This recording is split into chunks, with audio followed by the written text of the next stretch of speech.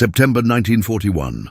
The northern skies above Russia burned crimson as the first German artillery shells screamed down upon the city of Leningrad.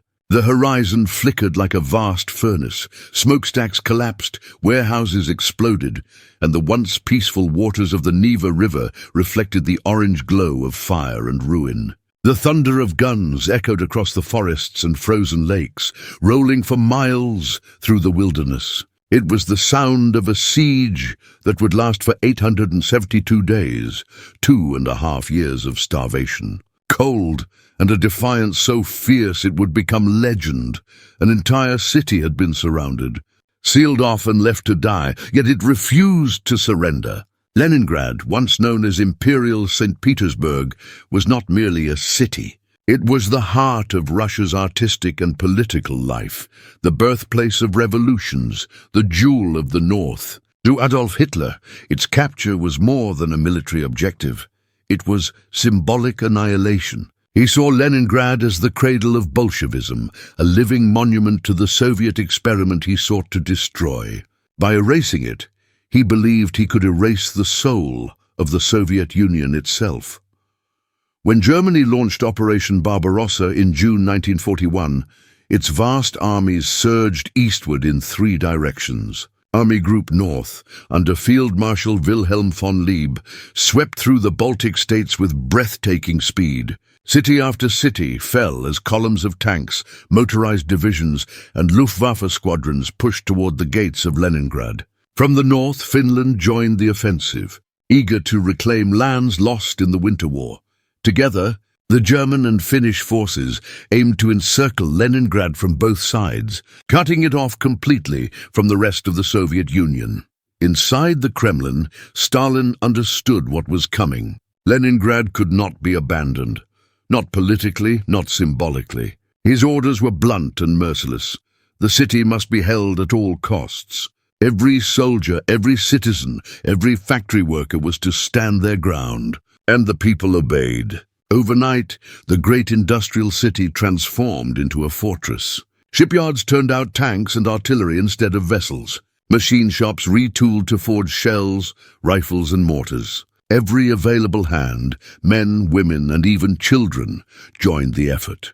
More than 500,000 civilians worked without rest, digging trenches and building defenses from steel rails and concrete blocks. Students and retirees carried sandbags and barbed wire to the city's outskirts. Tram drivers became engineers. Teachers became medics. By August, German spearheads had reached Lake Ladoga to the east and the Gulf of Finland to the west. The noose was tightening. On September 8th, the last rail line to the south was severed. The encirclement was complete. Leningrad was now an island of humanity trapped behind enemy lines. But this was not an accidental siege. It was a deliberate act of extermination. In his directives, Hitler ordered that the city not be stormed but erased. The city of Leningrad must be wiped from the face of the earth, he wrote. We will let the population die. German artillery batteries dug in around the city's perimeter, their guns trained on every road, every possible supply route.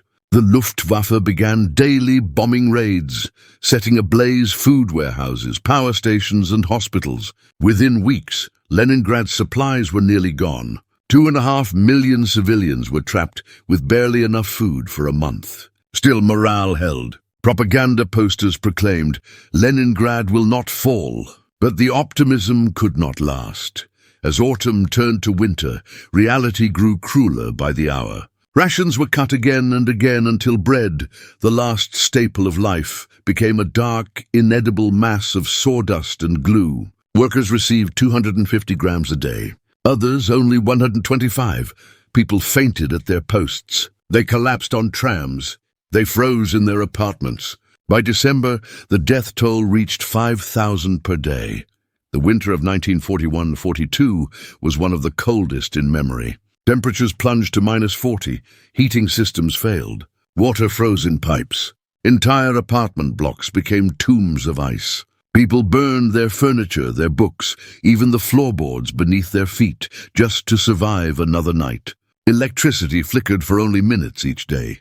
Hospitals ran out of bandages and medicine. The living dragged the dead through the snow on makeshift sleds. Corpses filled courtyards and alleyways, buried shallowly in the frozen ground. When diarist wrote, "The city smells of soot and death. The snow is black. Everywhere there are bodies." Yet amid the horror, a strange discipline remained. Schools stayed open where possible. Teachers lectured in unheated classrooms to children bundled in rags. Orchestras performed in freezing halls. Dmitri Shostakovich composed his 7th symphony, the Leningrad Symphony, as bombs shook the city around him. Its first performance inside the besieged city was broadcast across Soviet territory. Musicians, too weak to lift their instruments, played until their fingers bled. Loudspeakers blared the symphony across German lines, not just as music, but as a weapon of defiance. Outside the walls, the Red Army launched desperate offensives to relieve the city. In the marshes and forests near Lake Ladoga, entire divisions were lost.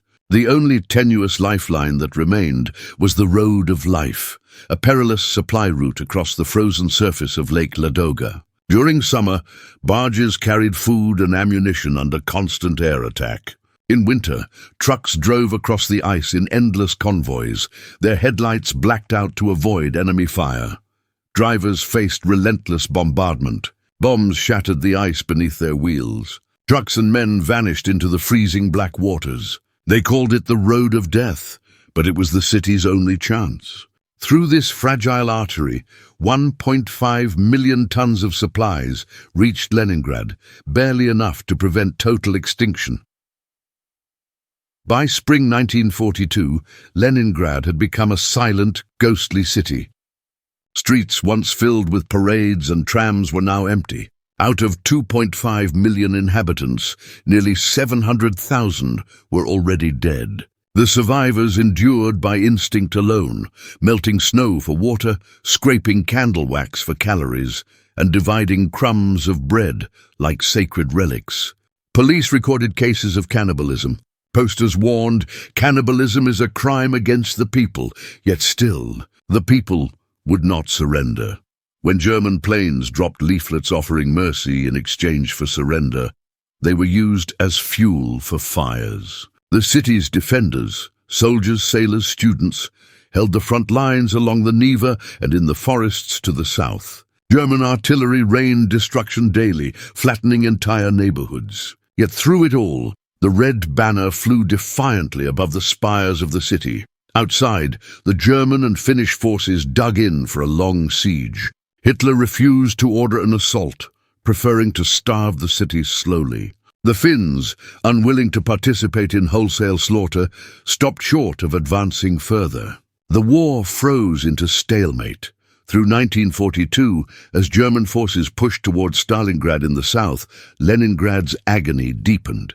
Those who survived the first winter learned the terrible art of endurance, boiling leather belts into soup, grinding wallpaper glue into flour, collecting rainwater and growing vegetables in shattered courtyards. Soviet aircraft escorted the convoys across Lake Ladoga, suffering 1 in 4 losses to German attacks. Over time, about 1.3 million civilians were evacuated through the lake and across the narrow ice roads, most of them women and children. Yet many never made it, frozen in transport trains, bombed on evacuation routes, or dying from exhaustion before reaching safety. For those left behind, life shrank to small, brutal choices: eat or save, move or collapse, fight or fade. And still, the city fought back. Factories continued to operate, repairing tanks and artillery under bombardment. The Kirov plant became a symbol of defiance, producing weapons within sight of the front line. Anti-aircraft gunners used salvaged naval guns to bring down German planes. Nurses worked by candlelight in underground hospitals, many dying beside their patients. By late 1942, the balance of the war began to shift. In the south, the Red Army surrounded the German Sixth Army at Stalingrad. For the first time, hope stirred in the frozen city. Then came January 1943. The Soviets launched Operation Iskra, Spark. 2 fronts attacked simultaneously from opposite sides of Lake Ladoga, their guns roaring through snow and fog. For days, the fighting was ferocious, every village, every hill contested. But on January 18th, the Soviet spearheads met. A narrow corridor, just 8 kilometers wide, was opened to Leningrad. It was not freedom, but it was life. Within weeks, a new railway was laid, the Victory Road. Trains carrying food and ammunition began to arrive daily. The siege was not fully over, but the tide had turned. For another year, the Germans continued their bombardment, but their grip was weakening. Finally, in January 1944, the Red Army launched the massive Leningrad-Novgorod offensive. The Germans were pushed back for good. On January 27th, the siege was officially lifted.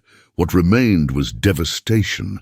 Fields burned, villages gone, and within the city, only silence. Nearly 1 million civilians had perished, most of them by starvation. Another million had fled. Leningrad had lost a third of its population, yet through it all it had never surrendered. In the years after the war, the Soviet Union hailed Leningrad as a hero city, but for those who survived, the word hero felt hollow. They remembered the black snow, the taste of sawdust bread, the endless funerals. One survivor later wrote, "We did not think of victory. We thought only of living to see the next dawn." Historians would compare the siege to Warsaw, to Stalingrad, to Hiroshima, yet none lasted as long. For 2.5 years, a city of millions balanced on the edge of death and refused to fall. Today, the city is called St. Petersburg once again. Its palaces are rebuilt, its bridges gleam, and its rivers are alive with light. But every winter, when snow falls on the Neva, the echoes return. The sirens, the rumble of distant guns, the creak of bread carts over ice. Leningrad survived not because of walls or weapons, but because its people, starving, freezing, terrified, would not give up. They worked in darkness. They buried their dead, then went back to their posts. They composed music while bombs fell. They fought with bare hands for a city that for a time existed only in memory. And when the siege finally ended, there were no celebrations, only quiet tears and silence. The silence of a people who had seen the unthinkable and endured. When the spring thaw came, the Neva ran clear again, breaking apart the ice and carrying the ashes of the dead toward the sea. The city breathed once more. But beneath every street, beneath every monument and every rebuilt square, lies the memory of that frozen hell, of hunger, of fire, and of the will that refused to die. That is what Leningrad means, not triumph, not conquest, but endurance, the unbreakable spirit of a people who refused to vanish.